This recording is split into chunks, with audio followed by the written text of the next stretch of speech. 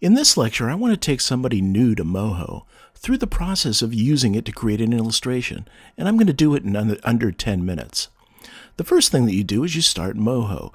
Now I'm going to start from a blank screen here just so that you know that there's nothing up my sleeve. You're seeing exactly the way that it's done. I don't have anything preset. And finally, here it comes. And the first thing Moho does is it brings in a default animation. And I can right away start playing this, and I can see an example animation. I can also play with it and modify it if I know what I'm doing. This animation is way too complicated to work with. And by the way, I just returned the playhead, which we saw moving along. We can stop it, and I can go back to the beginning, which is where we want to be. Now what I'm going to do is I'm going to say File, Close, to get rid of that particular animation, and I'm going to go File, New to create a new one. Now the first thing that we need to do is save our work somewhere. So I'm going to go to File, Save As, and at this point you can create a directory.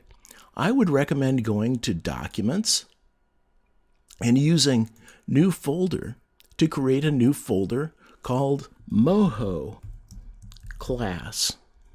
Now we've got a folder in which we can put our material. Double click on the folder to open it. And then let's name this class Project 1. Great, now we've got a saved file. Now the first thing that we're going to do is we're going to bring in a background. And to do that, I want you to open Window, come down to Library. That will open the Library window, which contains resources that we can reuse. Go to Factory Content, and you notice it has this little arrow to the right. Click on that, and it'll open this. This is just like a directory structure. And in it, you have characters and effects and images, all these things that you can reuse. Well, what we're going to go after is Scenes, and under Scenes, we want Backgrounds. And under Backgrounds, finally, we make it to Desert Anime. Let's bring that in. If I double click on it, it brings up a sample that I can look at. So we're going to have a desert scene. Let's go ahead and say OK. Now we can get rid of the library window by clicking on the X in the upper right hand corner. So we're looking at the desert scene. This purple box here is actually the view area of your cartoon. Notice that the scene does not fill up the background. Also notice this, that we can zoom in and out by rolling our mouse wheel in different directions, in and out. We can also pan the screen by right-clicking anywhere and moving our mouse around. Two important navigation features. Now what we're going to do is zoom out just a little and then grab with the mouse the lower right-hand corner of this box here, the little red circle, and you'll notice that your mouse will turn into this two-way arrow. When that happens, click down and pull away. This will expand the desert scene, and we want it to be just larger than the purple box being the viewing area of our cartoon. And congratulations, you've just created a background to your cartoon. Next, we're going to open the Window menu and come down to Character Wizard to create a character. And it brings up the boy. We can choose from different characters, including a creature and a mannequin, but I'm going to go with Spiky Boy. And we can go here and change the proportions of his various body parts, give him very long legs and a short torso.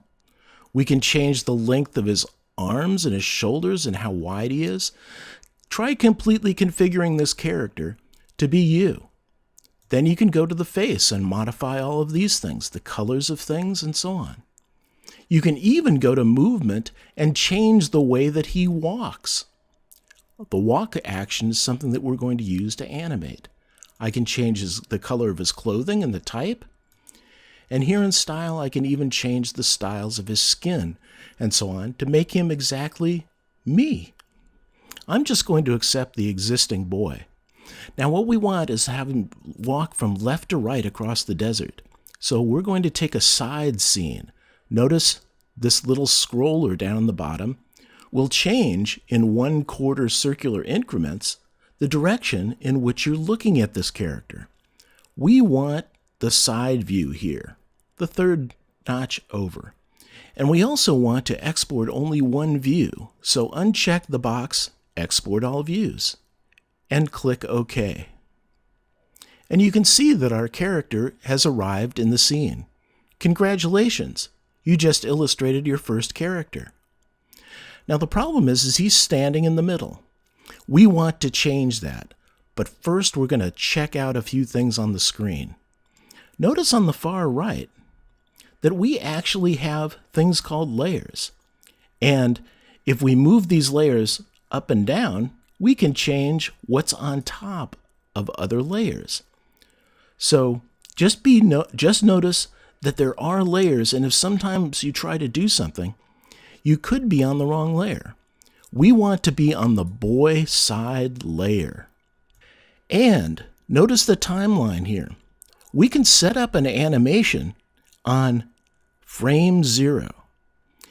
Once the frame advances into the timeline, the current frame, then we're doing animation. So we're actually animating a scene, and every change that we make will be recorded and animated by Moho.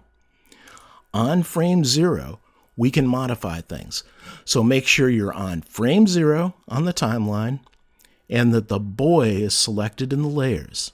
Next, pick the transform layer tool that looks like a 4-way arrow in a bent sheet of paper. Click on it and it will highlight. Now go over and notice this red box with the 8 circles in it. If I click and hold down in the very middle, I can move the boy character over to the left off the screen. Now I'm ready to start my animation.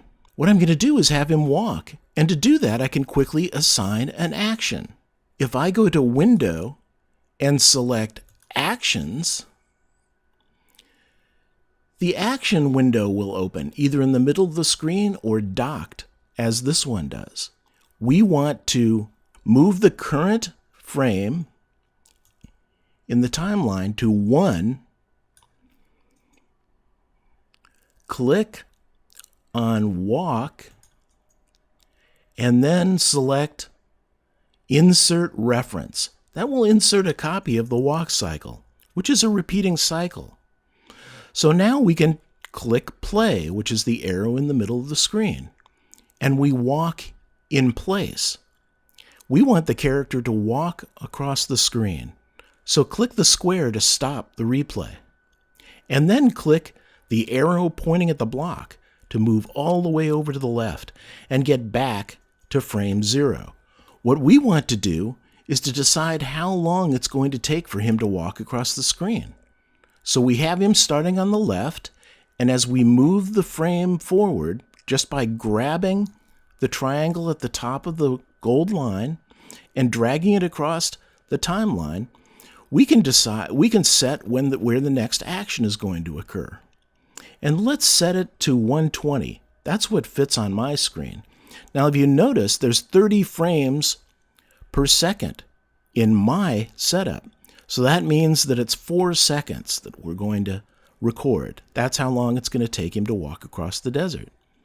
Next, with your Transform Layer tool selected, click again in the middle of the boy and drag him all the way across until he's off the screen on the right. There, you've just created the complete animation. Go ahead and play it. We forgot to go to frame 0, so let's rewind and play. Now he's moving a little fast. In fact, it looks like he's sliding on the ground. So maybe we want to change the speed or the time that it takes him to make it all the way across the desert.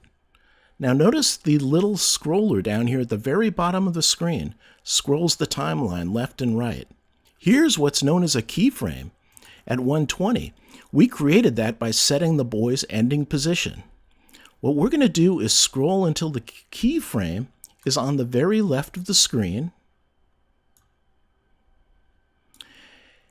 Click the keyframe to turn it red with our left mouse button, and then click and hold it and drag it over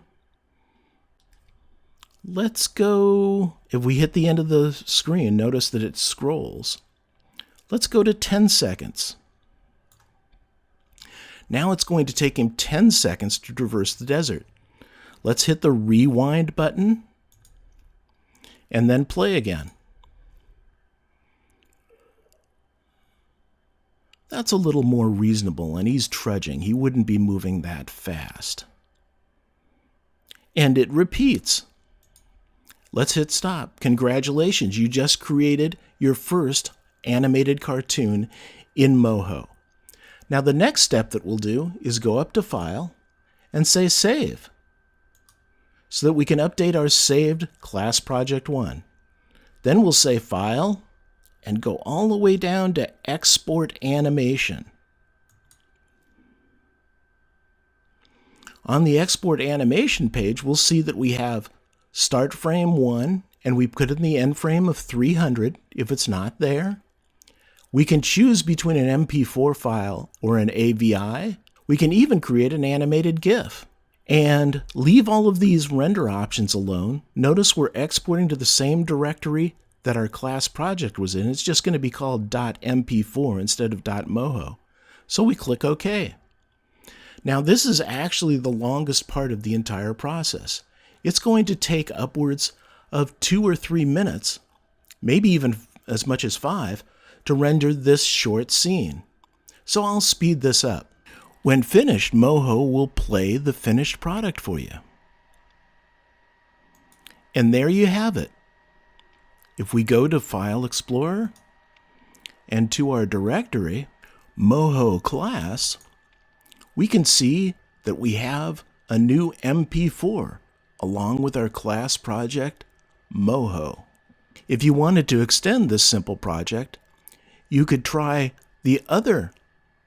adding the other action sequences on other frames from the actions list, or you could modify your character to trick them out and make them look completely different. One more thing to make note of is that you can always hold the Control key and hit Z to undo your last action if it was an error. In fact, you can Control Z repeatedly to undo multiple actions. Remember, Control Z is your friend. I'll see you in the next lecture.